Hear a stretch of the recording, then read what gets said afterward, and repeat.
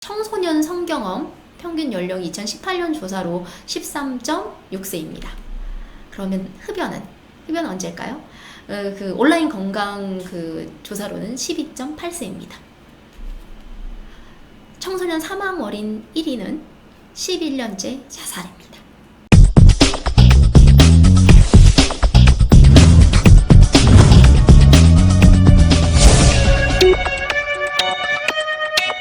두 번째 섹션입니다. 위기 아이들로 좀 가보겠습니다. 위기 아이들은 사실은 제가 말씀드리고 싶은 것 중에 제일 좀 어두운 부분이긴 한데요.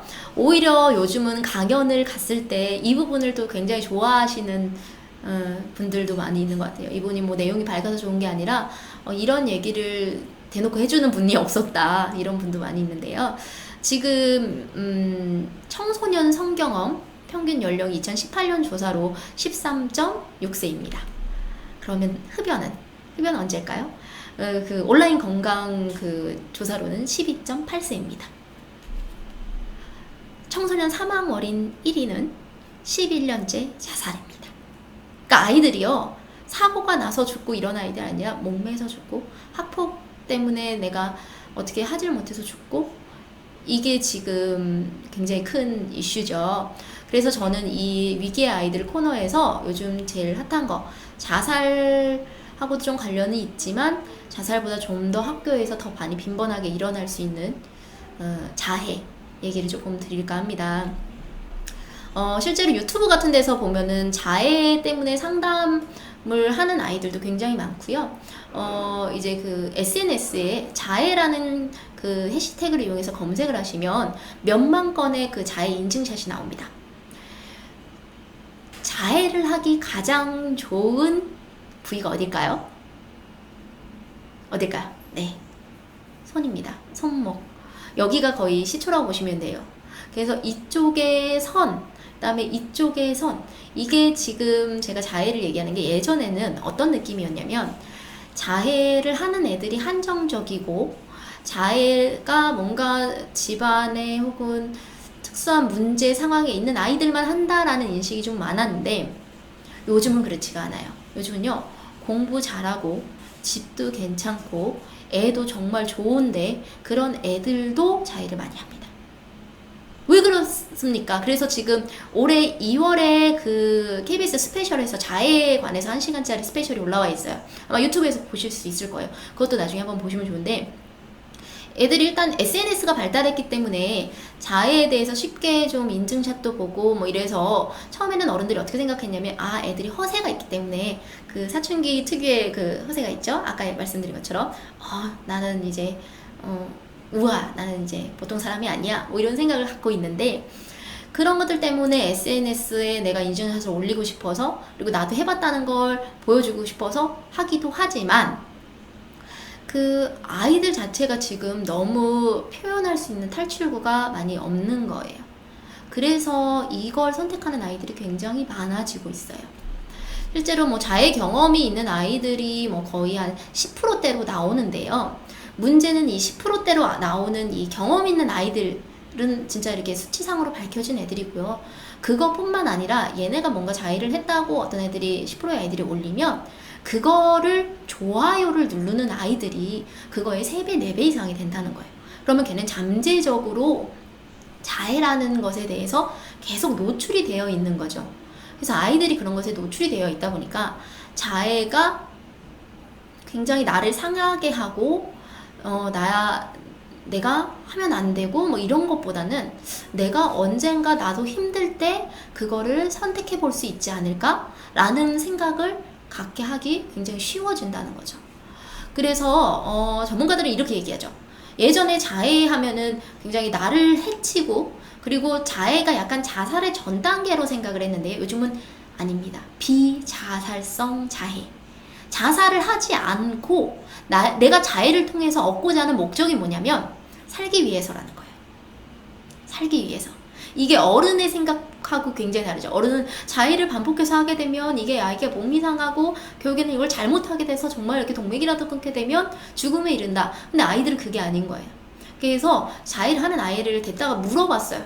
너 왜 자해를 하니? 그랬더니 저는요 지금 스트레스가 너무 많은데 그걸 해소할 길이 없고, 그래서 뭐 유일한 낙이 코인 노래방 가는 거, 홈코노, 혼자 코인 노래방 가는 거, 이게 지금 유일한 낙인데 그걸 매번 할 수도 없고, 그리고 한 번 했더니 좀 나아지는 것 같다.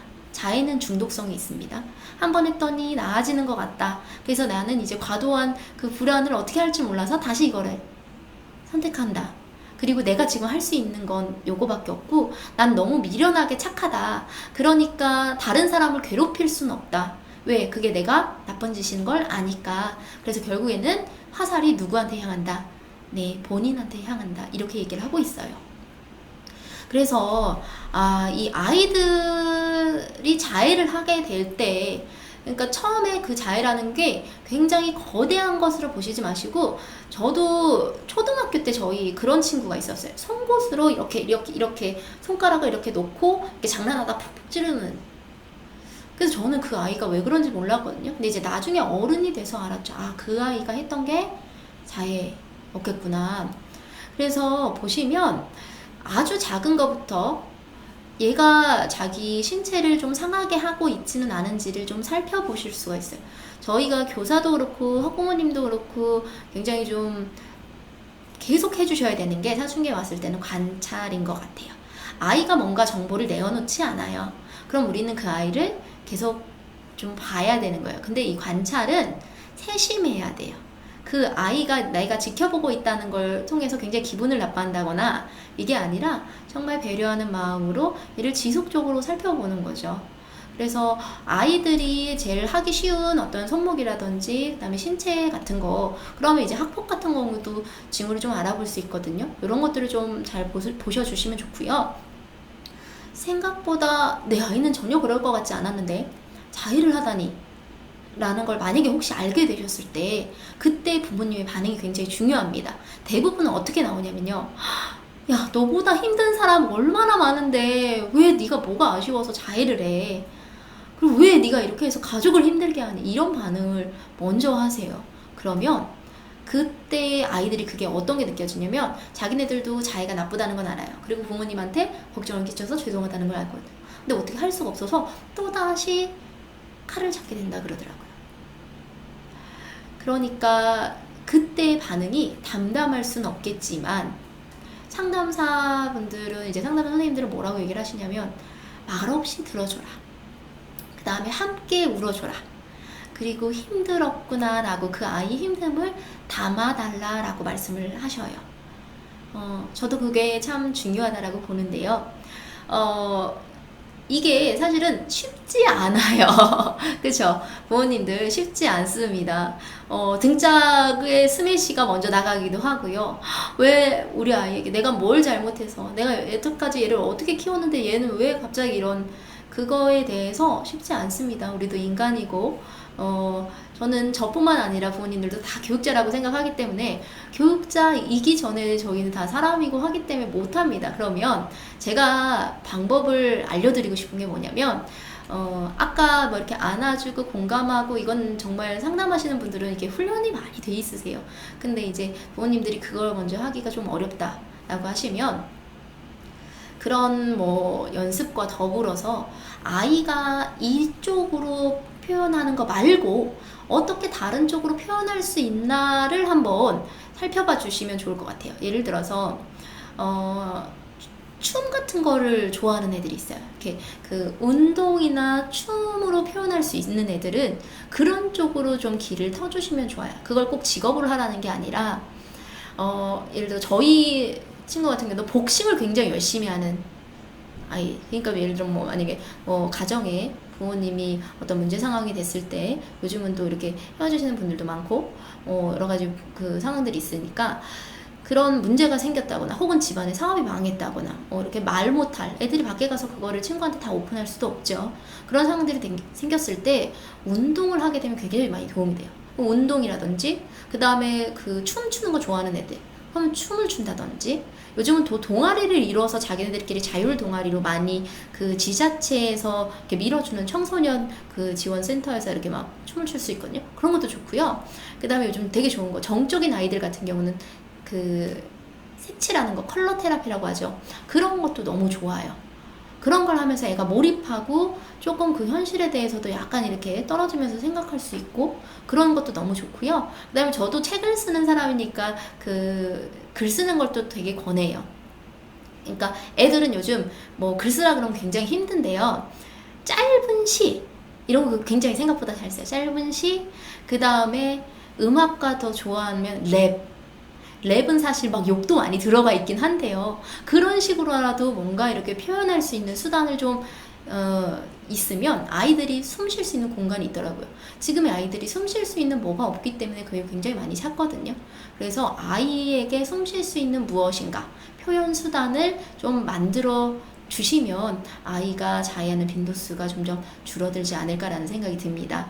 그 정신과 그 전문의 선생님들께서도 자해하지 마라고 아이에게 얘기한다고 해서 그 자해가 줄어들지 않는다고 얘기를 해요.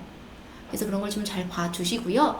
그리고 저도 옛날에 뭐 책에도 제가 썼지만 저도 옛날에 그 합법적인 자해를 좀 많이 했었던 게 있는데요. 그게 뭐냐면 귀를 많이 뚫었어요. 피어싱. 그래서 한때는 심할 때는 한 9개 됐던 것 같아요. 근데 그게 진짜 뼈를 뚫는 아픔이거든요. 뼈가 뚫히면 아파요. 근데 한 달 동안 얼얼한데 그 뒤에 이제 아물면 좀 괜찮거든요. 그 한 달을 그것 때문에 그래도 견뎠던 것 같아요. 그래서 아이가 너무 과도하게 피어싱을 하고 있다.